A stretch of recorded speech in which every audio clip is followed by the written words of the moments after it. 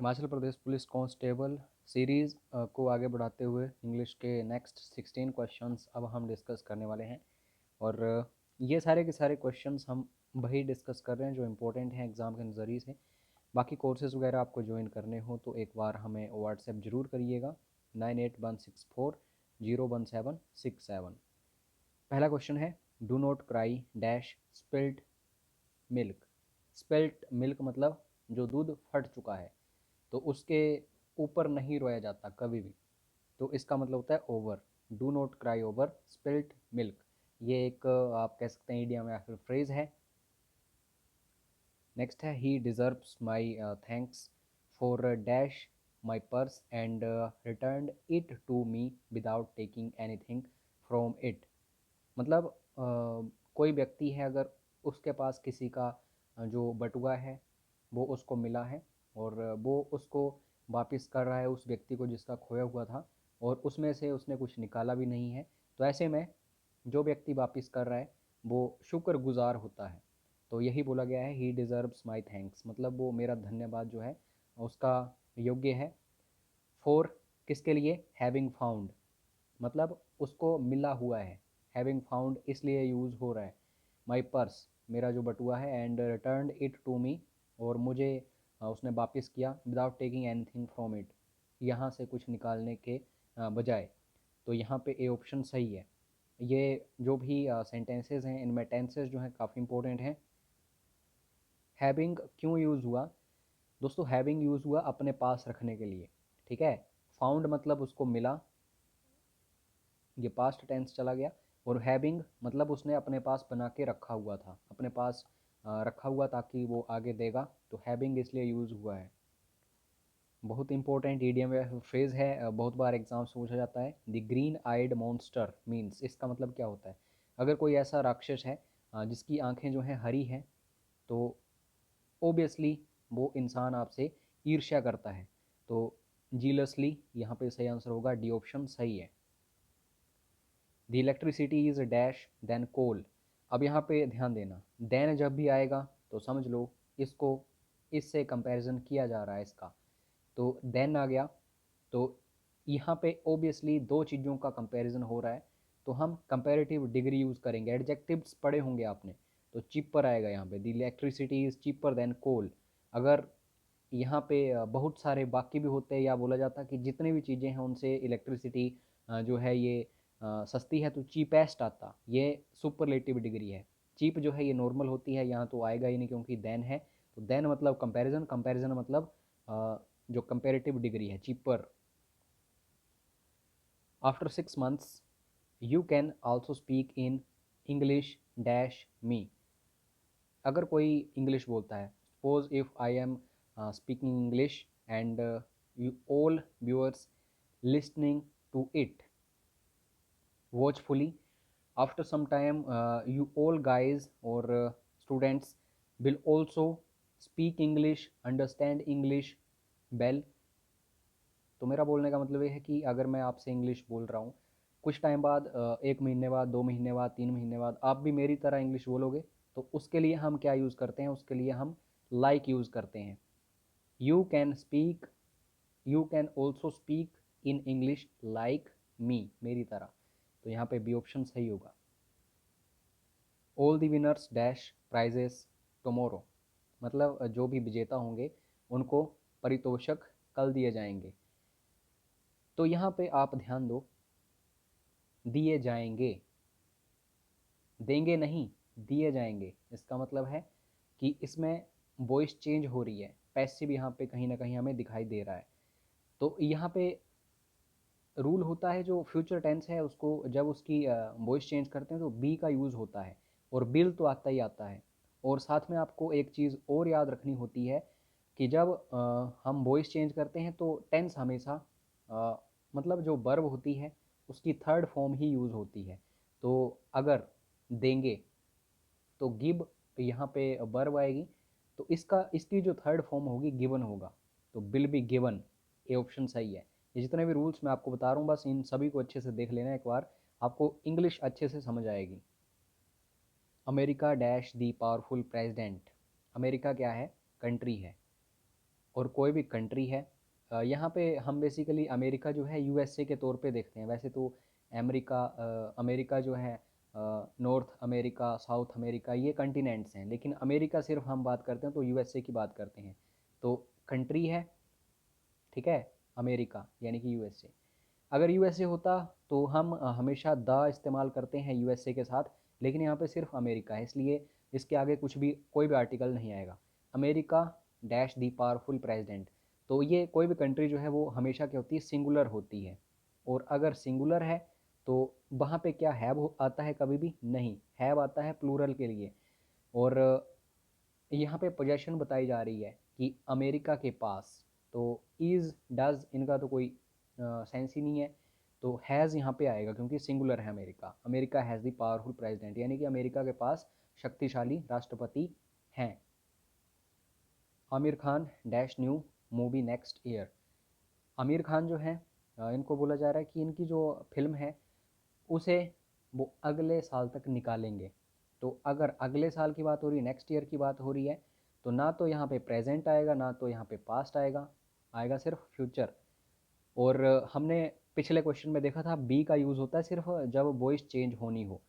तो ऐसा नहीं कि आमिर खान के द्वारा मूवी लॉन्च की जाएगी, यहाँ बोला जा रहा है सीधा कि आमिर खान लॉन्च करेगा, तो सीधा टेंस है ये, एक्टिव वॉइस है। तो यहाँ पे बी को भूल जाओ। और गोइंग टू रिलीज़, करने जा रहा नहीं है, करेगा, तो इसको भी भूल जाओ। बिल रिलीज़, बिल क्यों आया है, क्योंकि सिंगुलर हो या फिर कोई नेम हो किसी का, तो उसके साथ हम बिल का यूज़ करते हैं फ्यूचर टेंस जो है। और रिलीज़ अगर फ्यूचर इंडेफिनिट टेंस है तो उसमें हम सिंपल फर्स्ट फॉर्म जो है वर्ब की वो यूज़ करते हैं, तो will release new movie next year, ऐसे समझो। यहाँ पे डी ऑप्शन सही हो जाएगा। नेक्स्ट क्वेश्चन है, Angel has been sending English learning videos dash July 2014। अब टेंस, सबसे पहले तो कोई भी आपके सामने सेंटेंस आए टेंस को फाइंड आउट करो। हैज़ आया है यानी कि परफेक्ट है, हैज़ हो, हैव हो, हैड हो, परफेक्ट होता है। बीन आया है यानी कि कंटिन्यूअस, कंटिन्यूअसली हम बात कर रहे हैं, कंटिन्यूअस टेंस की बात कर रहे हैं। और सेंडिंग जो है आईएनजी लगा है, तब तो और भी ईजी है हमें फाइंड आउट करना कि ये कंटिन्यूअस टेंस है। तो हैज़ है, इसका मतलब है कि प्रेजेंट टेंस है। अगर हैड होता यहाँ पे तो हम ये फाइंड आउट करते कि यहाँ पे पास्ट टेंस होता। तो ये हो गया प्रेजेंट परफेक्ट कंटिन्यूअस टेंस। और आप सभी को पता है जो परफेक्ट कंटिन्यूअस टेंस होता है वहाँ पे सिंस का यूज़ होता है, फोर का यूज़ होता है। जब हम यहाँ पे देख रहे हैं कोई पार्टिकुलर डेट दी गई है, मंथ दिया गया है, ईयर दिया गया है, तो पार्टिकुलर कोई पॉइंट दिया गया है, तो सिंस हम यूज़ करते हैं। अगर ड्यूरेशन दी होती जैसे 4 सालों से, 10 सालों से, तो फोर का यूज़ हम करते, तो यहाँ सिंस आएगा। ये सारी चीज़ें आपको बस ध्यान से एक बार देखनी है, ये ऑप्शन सही होगा। Angel has been sending English learning videos since July 2014। जो एंजल है वो इंग्लिश, जो अंग्रेजी है, अंग्रेजी के सीखने वाले वीडियोस जो हैं ये भेज रही है जुलाई 2014 से। भेजे भी जा चुके हैं कई, अभी भेज भी रही है। तो ऐसे देखो, angel is famous dash English in Jasdan. Basically famous होते हैं किसी चीज़ के लिए, किसी भी चीज़ के लिए। अगर यहाँ पे के लिए आ गया तो समझ लो फोर यहाँ पे आएगा, फेमस फोर होता है। अगर मैं आप सभी के लिए वीडियोस बना रहा हूँ, I am famous for videos, ठीक है, I am famous for YouTube channel, तो फोर यहाँ पे आएगा। ये सही प्रेपोजिशन होगी, ए ऑप्शन सही है। जो एंजल है ये प्रसिद्ध है किसके लिए, जो अंग्रेजी है उसके लिए। कहाँ पे, जैसडेन में। Before sometimes the monkey jumped dash the river. मतलब कुछ समय पहले जो बंदर है उसने क्या किया है, छलांग लगाई है नदी में। ये नदी है, तो बंदर ओबियसली यहाँ था।